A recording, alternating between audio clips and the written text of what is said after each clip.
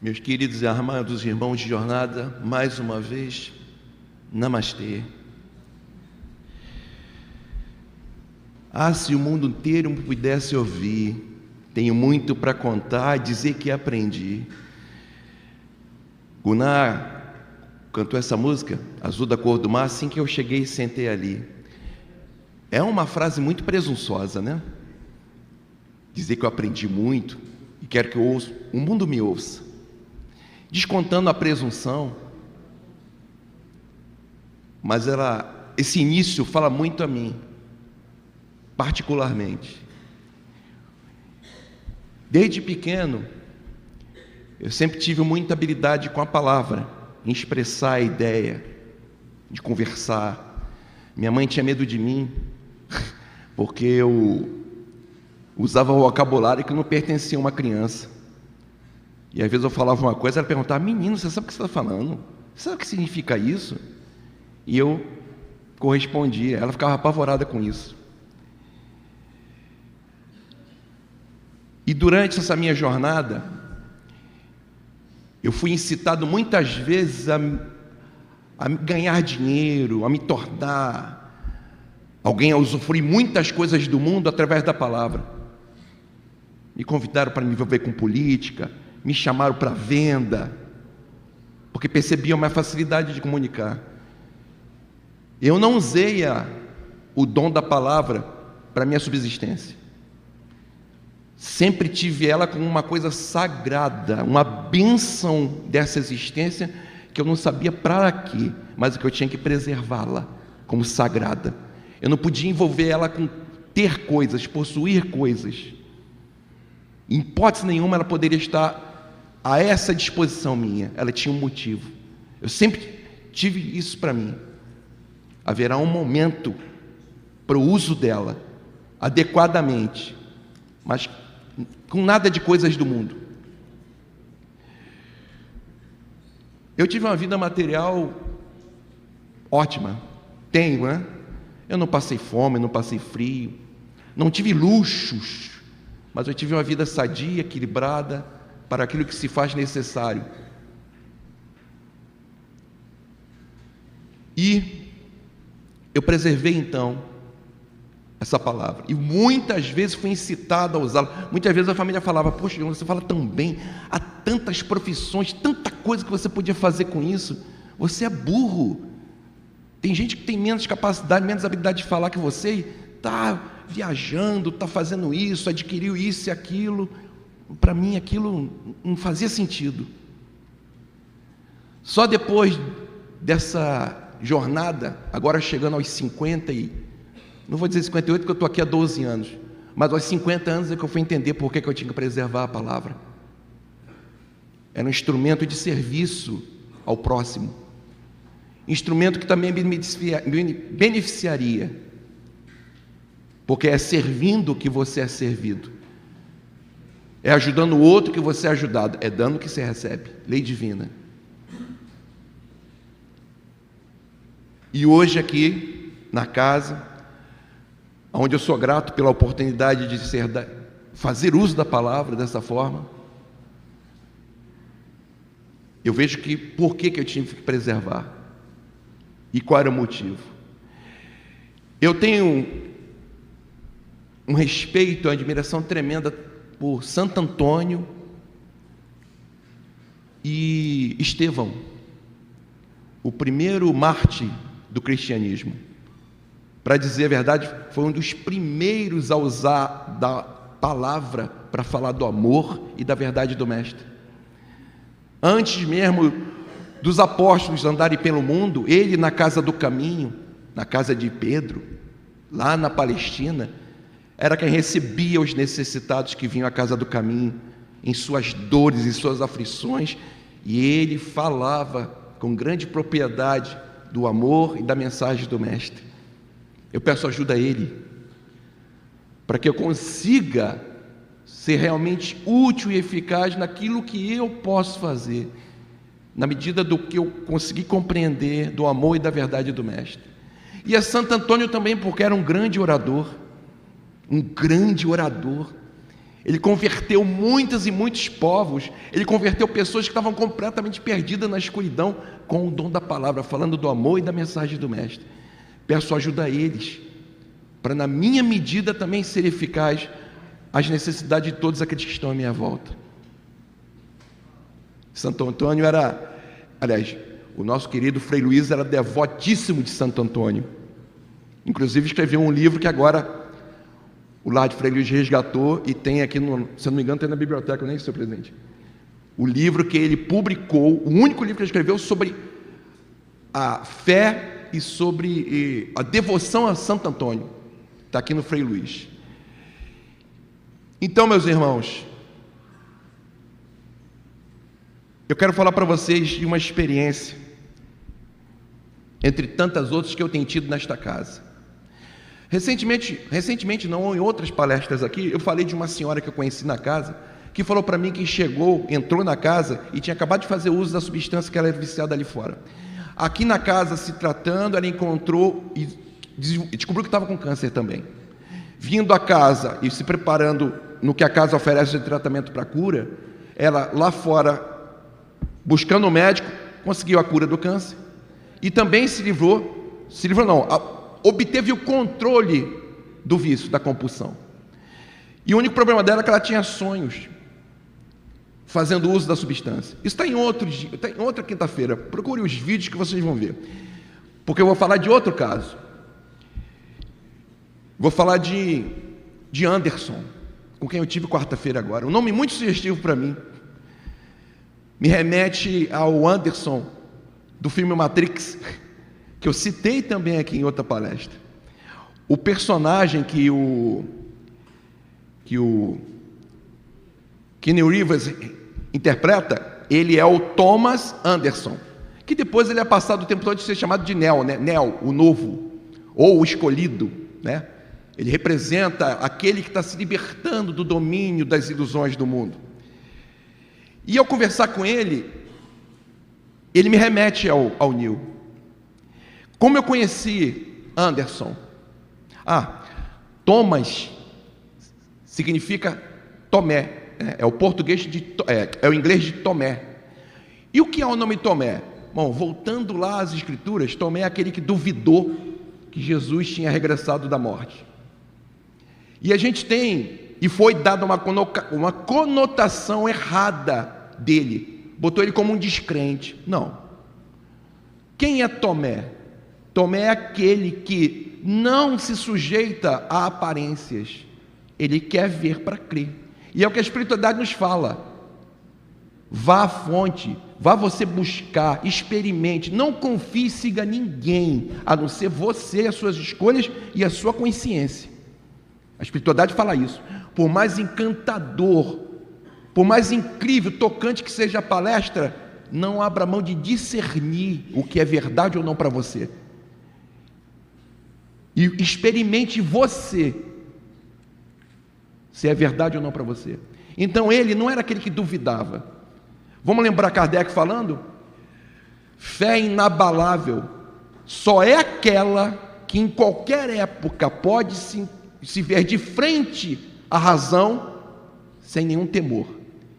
Então ele deixava claro que precisa se instruir, você precisa conhecer, você não pode ficar na dependência do outro, você tem que desenvolver a sua autonomia, seu autoconhecimento, e não botar na mão de ninguém a sua jornada espiritual, e nem pela vida.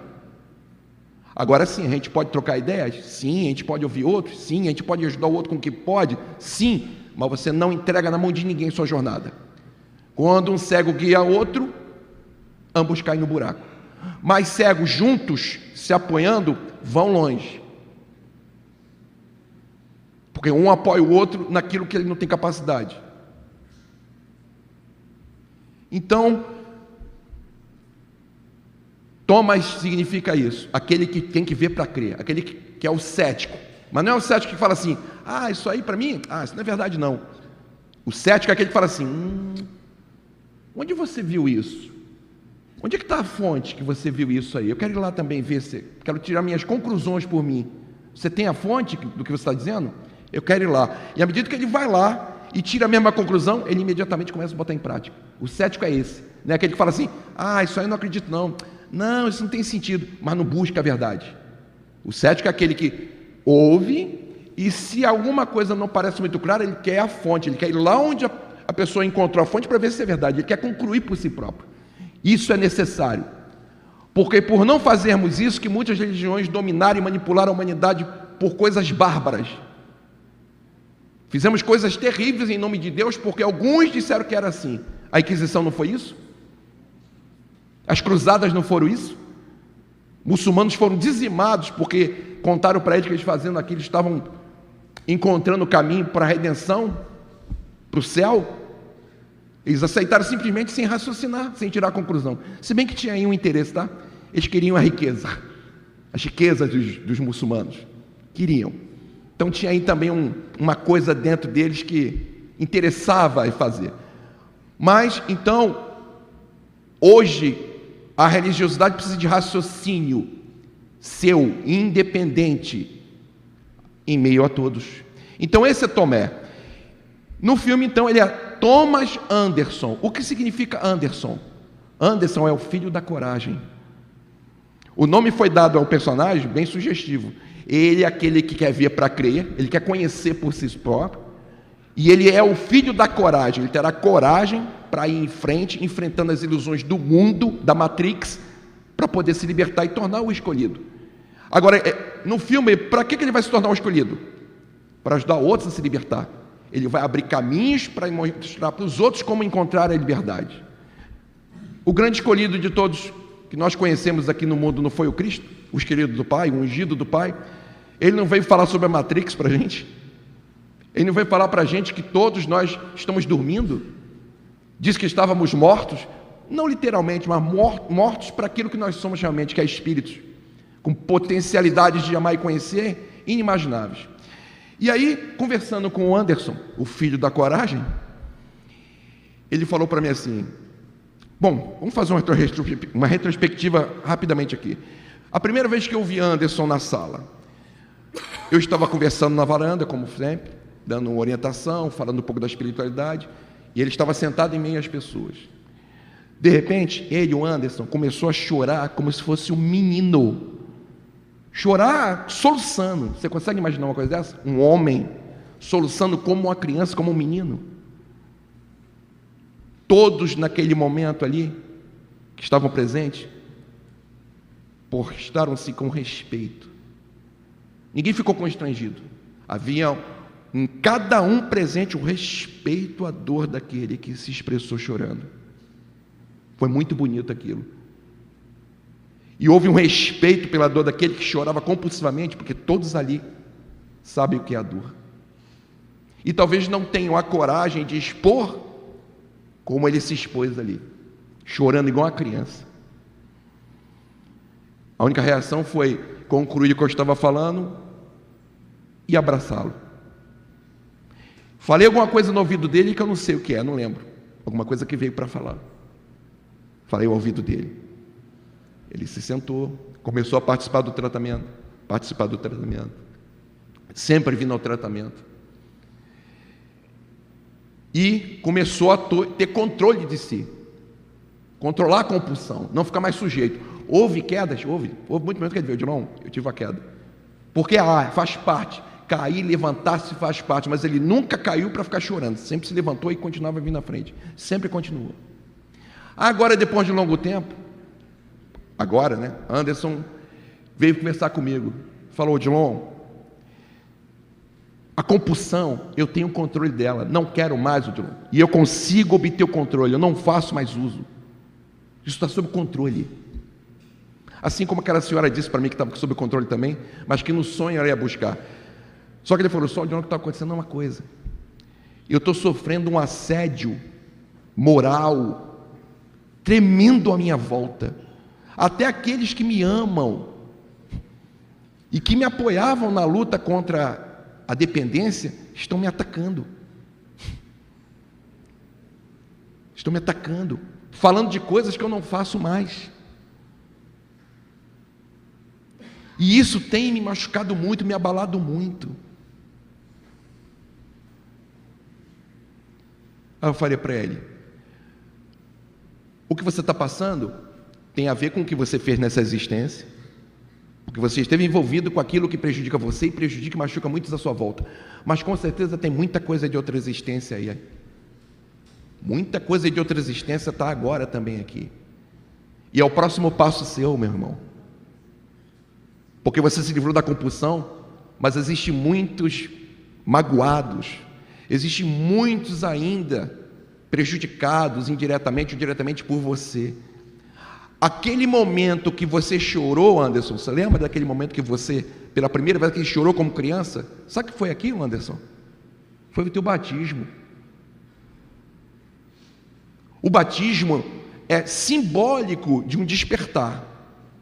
Aquilo que Jesus e os judeus faziam tinha a simbologia de que daquele momento em diante você não seria mais o mesmo. Você mudaria sentimento, pensamento e comportamento em relação à vida. Então não é só banhar-se com alguém religioso que mudou você. Não. Todos nós aqui, na maioria, foram batizados na Igreja Católica. Alguém aqui se tornou uma pessoa melhor só por causa desse banho? Não. Mas aquilo é um símbolo. Mas ali, no choro da primeira vez dele, aquilo foi mais que um símbolo, porque ele mudou. Tanto é que ele obteve o controle da compulsão dele. Ele manteve, ele se esforçou, ele lutou e tem o controle da compulsão. Mas existe uma fase atrás da outra, uma fase atrás da outra. E a próxima fase dele agora é vencer essa condição. Porque eu falei para ele assim: Anderson, olha só, você pode continuar vindo à sala para ajudar a manter, fazer a manutenção da compulsão, mas eu tenho certeza que você precisa de outra sala agora do Frei Luiz. Vá ao fraterno, não fale da compulsão agora, mas fale do que você está passando, porque isso com certeza é obsessão. Aqueles irmãos que estavam envolvidos com você, sejam para o usufruto do momento que você se drogava, ou seja, para se vingar de você, estão percebendo que você está escapando das mãos deles. A mudança sua de sentimento, pensamento e de postura está fazendo com que você escape do controle dele. E eles não querem, eles vão jogar sujo, porque eles não querem perder o domínio de você. Como eles não conseguem fazer você usar mais, você está convicto e não quer mais, eles precisam te atingir de alguma forma. Se eles não atingem diretamente a você, eles vão usar aqueles que estão à sua volta, para te abalar emocionalmente, desestruturar você emocionalmente, para ver se você, numa fraqueza dessa, você busca a fuga na droga normalmente. Vai buscar a fuga da coisa difícil no uso da droga. Agora, alegre-se, meu irmão, alegre-se, porque ao suportar e ao ir em frente, nisso que você está passando, sem devolver com ódio, perdoando e entendendo que esses irmãos, sejam no plano espiritual ou no plano físico, estão simplesmente manifestando aquilo que eles têm como fraqueza ainda, a condição infeliz de ainda machucar o outro, e até de se tornar instrumento para que a entidade faça, porque com certeza eles que estão encarnados estão sendo manipulados pelos aqueles que estão desencarnados para atingi-lo, porque pode ser visto. E criar desagregação na família é ótimo, é exatamente o que eles precisam. Tirar o elo daquele que você tem o sentimento de amor. Imagina, alguém que te ama e você necessita muito desse amor. Essa pessoa que te ama vira e ela começa a te atacar. Cadê o apoio na família? Você se sente só. E eles fazem exatamente isso. E muitas vezes a pessoa que te ama, que está próxima a você, nem está se dando conta que está sendo instrumento. Pô, como assim instrumento? Kardec perguntou aos espíritos o quanto eles influenciam na vida do encarnado. Qual foi a resposta? Muito mais do que vocês podem imaginar, a ponto que são eles que vos guiam, que vos conduzem. Então é o que ele está passando. Mas ele é o filho da coragem. Eu lembrei isso a ele. Você acha que você recebeu esse nome ao acaso? Filho da coragem? Eu tenho encontrado muitas riquezas nesses irmãos que vão à sala. Assim como encontra aqueles que aqui trabalham também, porque todos são filhos do Pai. Mas existem riquezas incríveis em cada irmão que eu tenho encontrado. E esses irmãos muitas vezes não têm consciência e nem veem a riqueza. Estão tão envolvidos com a culpa, com a dor, que não veem a riqueza. Como eu estou de fora, e eu procuro fazer aquilo que o Pequeno Príncipe diz, que é olhar com o coração, porque o coração vê melhor do que os olhos. Eu vejo riquezas. Ele, Anderson, vejo nele, sabe aquela pessoa que você gostaria de entrar numa briga ou no apuro que fosse, com ele ao teu lado? Pela lealdade, pela firmeza, pelo destemor, filho da coragem, né? Pelo destemor, ele tem isso nele. E outra coisa, ele é transparente, senão ele não choraria daquela forma em público ali, sem nenhum problema. Ele é transparente, ele não tem medo de mostrar sentimento. Quem é que não gostaria de entrar num problema difícil acompanhado de uma pessoa como essa? Pois ele tem isso. E talvez no futuro eu vá precisar da ajuda dele. A gente vai sempre se reencontrar, todos nós. Talvez em outro momento que eu venha para essa existência para cumprir alguma coisa que eu covardemente não aceitei passar nessa vida. Talvez quando eu tiver que enfrentá-la, Anderson, já com outro nome, tendo resolvido a etapa dele, estará lá para me auxiliar, para me estender a mão. Porque a gente faz isso um com o outro. Aquele que a gente ama e serve, aqueles que a gente cria simpatia, é um eterno irmão nosso. E o Pai sempre nos dá a oportunidade de ser grato, devolvendo aquilo que a gente oferece. Mas você não serve o outro contando, e eu, João, ajudei Maria, ajudou Pedro. Não, vai ajudando, vai amando e vai servindo. Na hora que chegar a necessidade, o Senhor da vida coloca ele no teu caminho de volta. E ele olhar para você, mesmo em outra existência, terá simpatia, compaixão de você e vai estender a mão para tirar você de lá. Então é preciso que a gente aproveite essa oportunidade de servir e amar nesse mundo. Porque você não sabe o que tem ainda por enfrentar, que talvez não esteja enfrentando nessa existência. E esses irmãos que você cultivou com carinho e amor desinteressadamente, estará lá. O Pai fará com que ele esteja lá para estender a mão para você. Anderson é uma dessas pessoas. Ele vai vencer essa etapa. Para você transformar ferro em aço, o que é preciso? O ferro quebra, o ferro curva com facilidade, não tem a firmeza necessária para muitas coisas, não é? Mas como você obtém do ferro um material melhor, mais forte, mais resistente, que é o aço? É preciso colocar esse ferro onde? Num calor, num braseiro, ele tem que ser assado numa temperatura altíssima. Não é frito nem cozido, não é assado, é seco. Mas existe como você obter aço sem que você faça o ferro passar por esse processo? Nossos espíritos também passam por isso. As nossas aflições, a nível emocional, a nível mental, a nível físico, são exatamente essa fornalha que está nos forjando para sermos felizes, para sermos mais sensíveis, mais felizes. E não confunda a sensibilidade com fragilidade.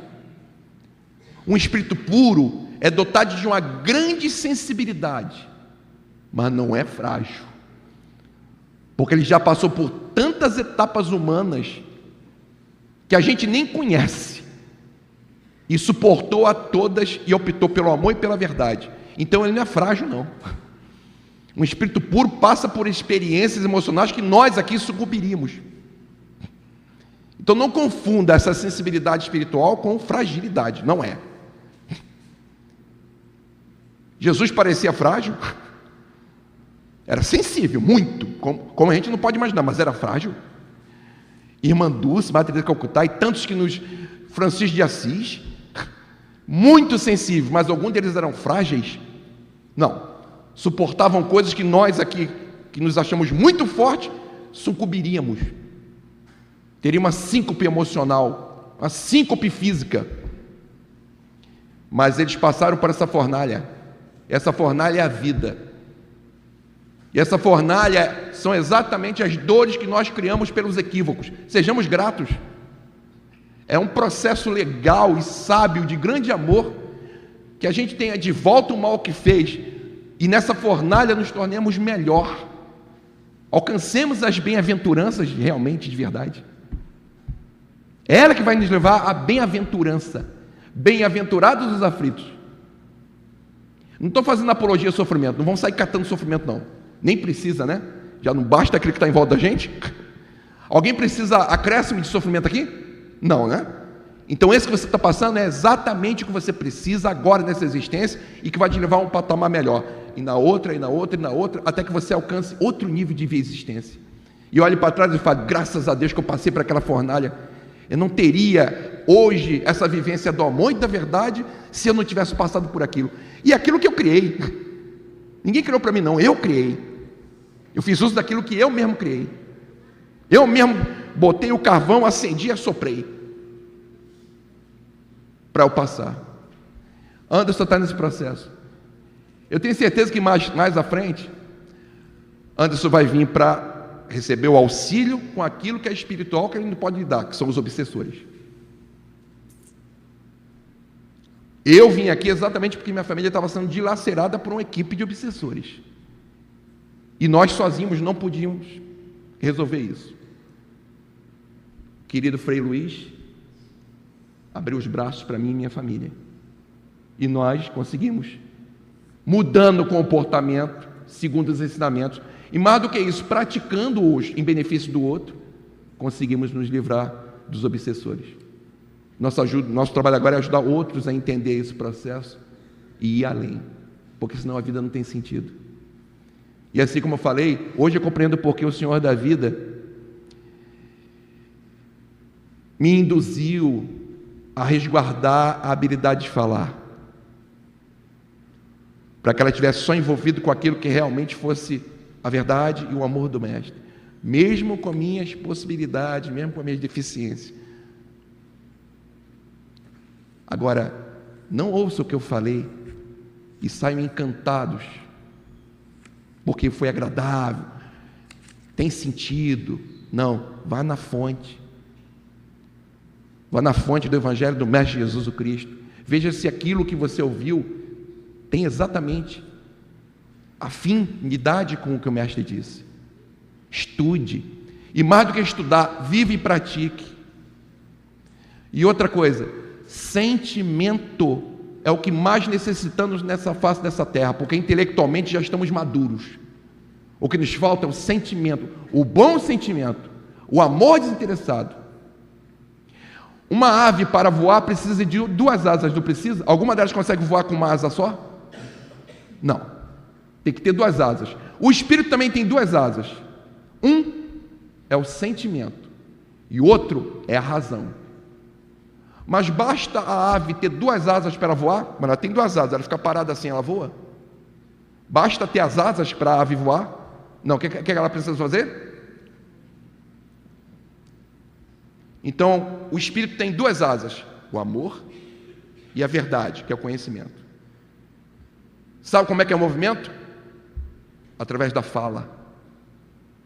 Fale do amor e da verdade. É movimentar essas asas. Tem outra forma? Sim, atue, haja, tenha ação no mundo de acordo com a verdade, com amor e verdade. É bater as asas. E aí você alça voo. Vamos aproveitar as oportunidades abençoadas do momento que vivemos, porque mais do que nós termos a oportunidade, todo o planeta está alçando outro nível de vivência. Gratidão a todos vocês. Todos nós aqui dessa casa somos muito gratos a todos vocês, porque o bem-querer de vocês, a forma generosa com que vocês nos olham, apesar de saber que somos aqui muito endividados, temos muito problema, mas preferem nos olhar com carinho, nos abençoa muito e somos muito necessitados disso. Vocês não têm ideia como isso é uma bênção. E para confirmar isso que eu estou dizendo, para que não seja só palavra, Chico Xavier falou para Geraldo Lemos Neto que ele já estava em moratória, porque ele já tinha tido uma moratória há muito tempo, uma extensão da vida.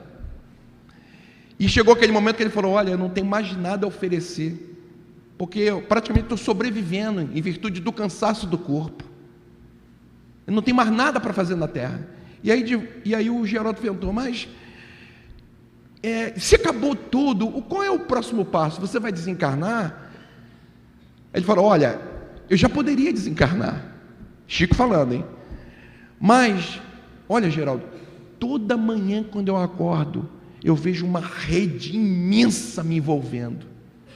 Sabe o que são essas redes, Geraldo? As preces, os pensamentos de gratidão, o bem-querer de todos por mim. Estão me mantendo preso ao corpo com suas preces, com seu querer bem. E eu não posso alçar do corpo, porque essas preces me prendem ao corpo. Aí o Geraldo perguntou: e como é que vai ser isso então, ô Chico? Haverá um momento. No momento que a nação brasileira estiver em grande festa, eles vão estar distraídos, não vão estar pensando em mim, e eu vou dar no pé. Ele falou isso para Geraldo. E aí, no dia que o Brasil ganhou o pentacampeonato, conta-se que ele perguntou para o seu filho de criação: como é que foi o resultado? Quem ganhou? O Brasil ganhou. Aí ele falou: oh, que maravilha. Pediu pão com manteiga, pediu um café com leite, tomou, comeu e foi deitar. E aí foi embora. Ele foi embora um dia que a nação estava em grande alegria. Sabe por quê? As pessoas estavam tão envolvidas com a ideia da Copa, que a ideia de pensar nele com carinho, em prece, e a rede então se enfraqueceu, e ele foi embora. Todos nós aqui que recebemos preces de vocês, todos os pensamentos positivos a nós aqui, nos abençoa. Olha, pode manter a rede em cima de mim, tá? Ainda tem muito tempo para viver. Quem quiser manter a rede em cima de mim, da minha parte, agradeço muito. Pode mantê-la. Meus amados irmãos, namastê.